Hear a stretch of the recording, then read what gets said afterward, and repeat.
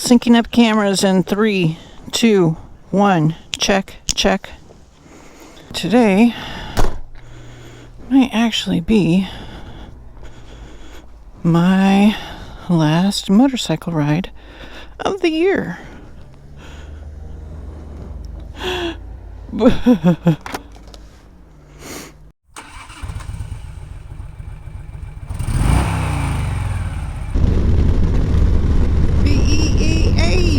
Beautiful fall colors this morning.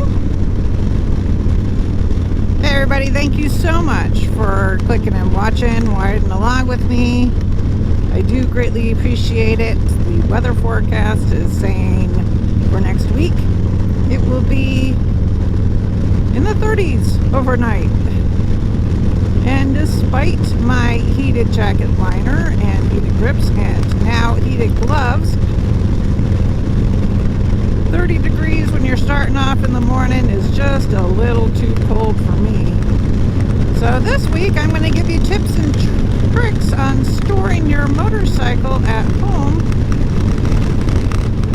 How do I know? That's because I work over at Caprara Harley-Davidson.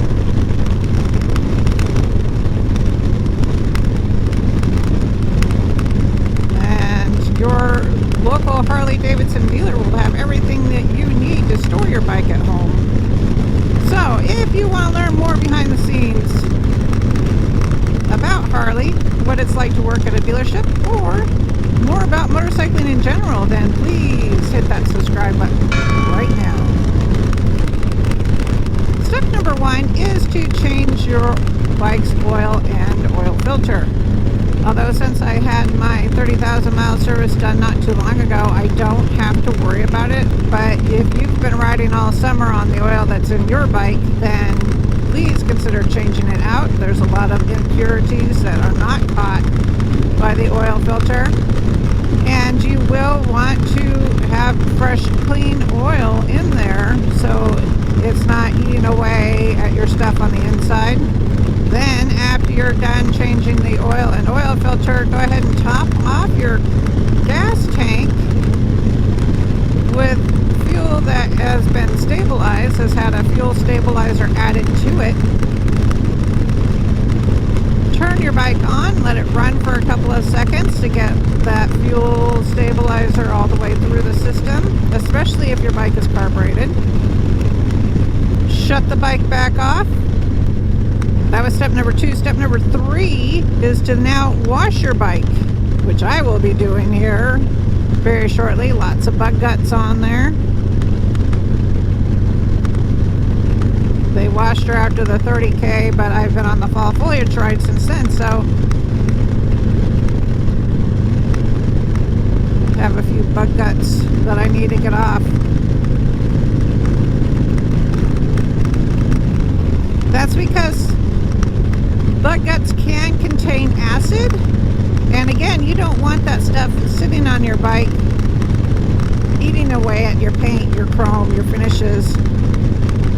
So wash your bike, get her nice and clean. Put a nice coat of wax on there. And while you're cleaning, step number 4 is to make sure and clean out a space in your garage, preferably away from any salt.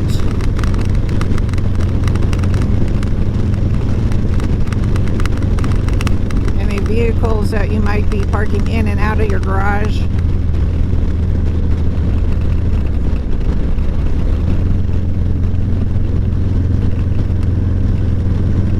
And if your garage is not climate controlled, then you will definitely want to put down a tarp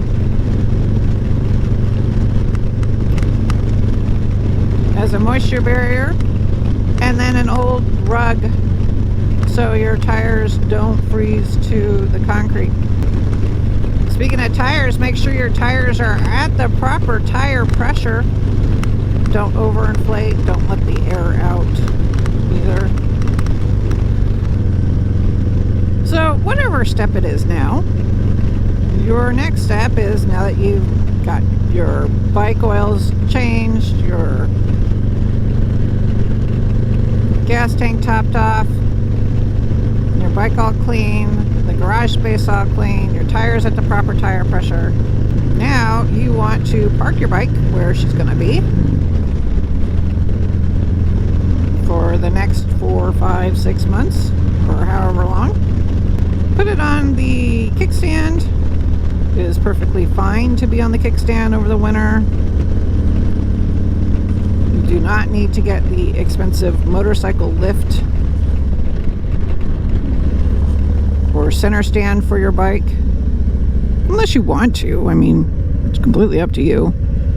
And grab that smart battery tender and put it on your bike's battery.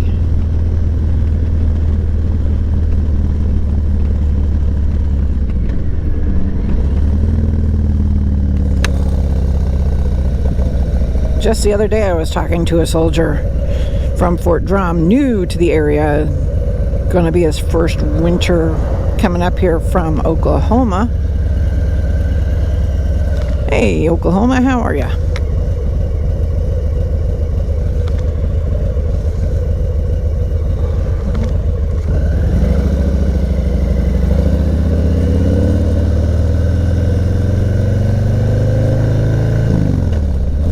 New to motorcycling he is.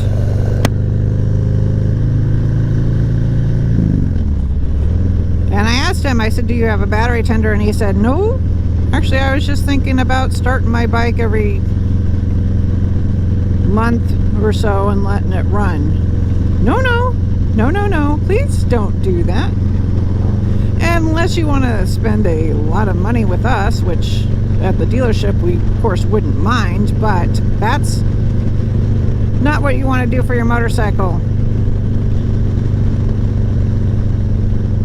And I explained to him the reason why.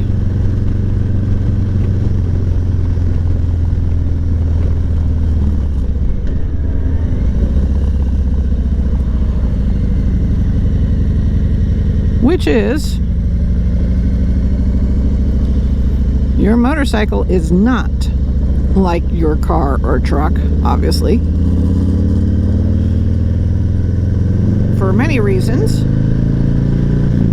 But in this instance, the main reason is because in your car or truck, you can just start it and let it run and it will charge back to the battery. For your motorcycle, the bike has to be under power.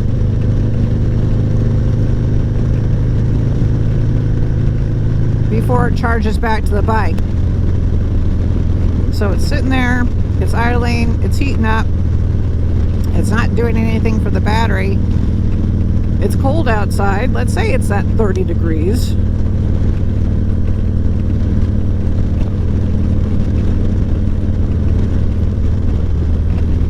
And you shut the bike off. Now it's starting to condense. Condensation will lead to rust,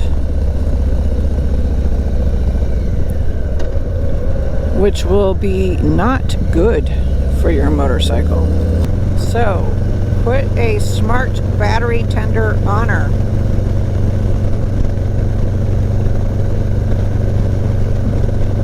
One that will charge the battery when it needs to, and then shut itself off when the battery is full.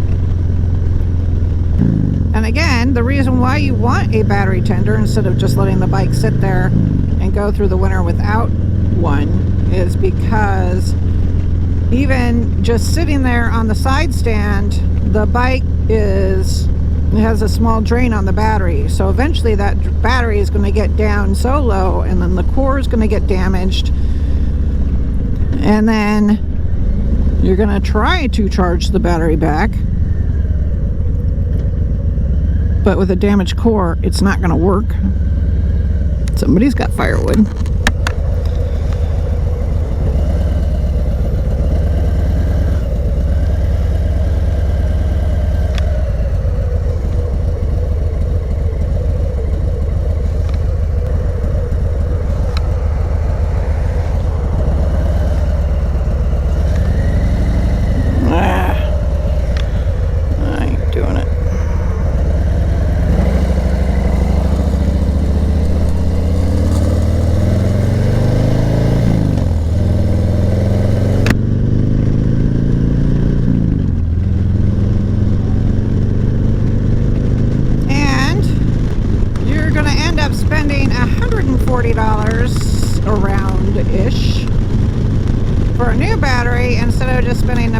40 or 50 bucks for a smart battery tender. So, do the math. A battery tender is worth it. You could, of course, also just pull the battery out of the bike and having it in the house somewhere warm.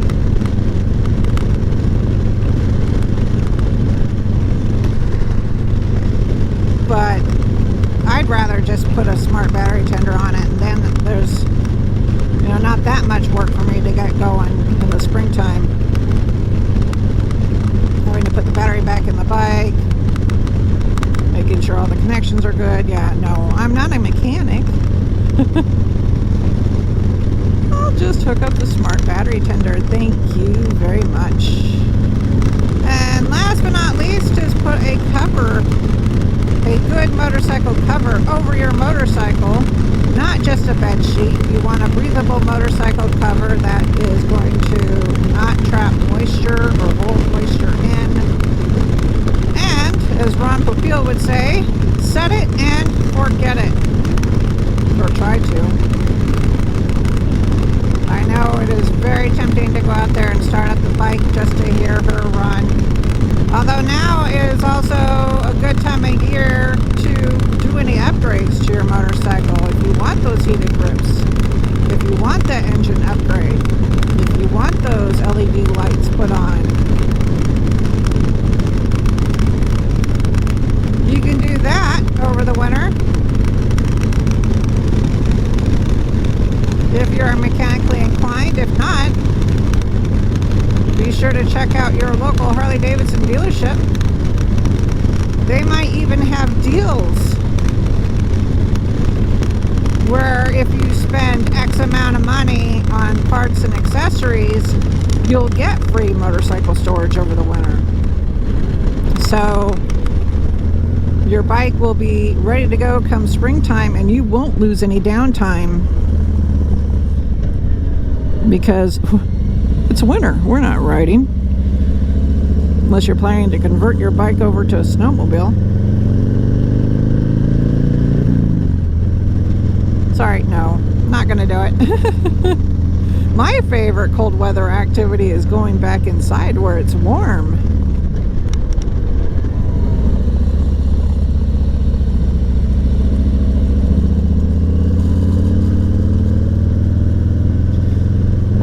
The sun.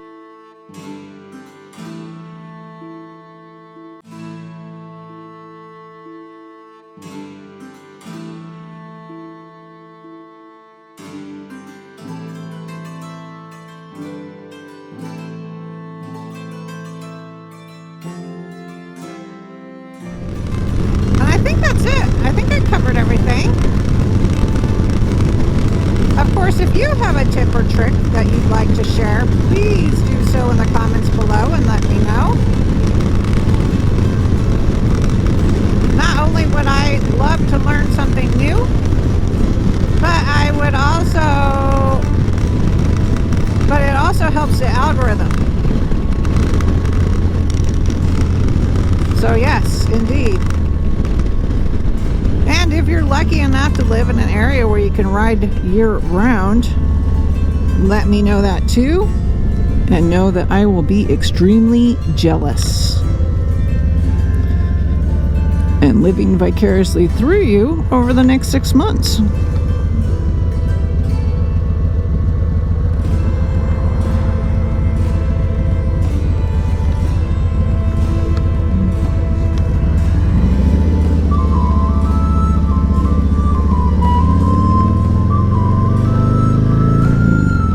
If you like this video,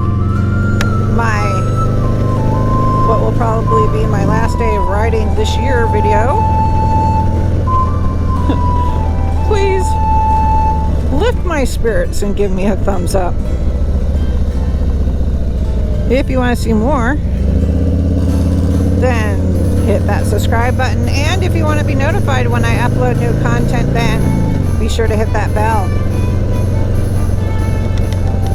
Until the next time, guys, please be safe, be kind to one another,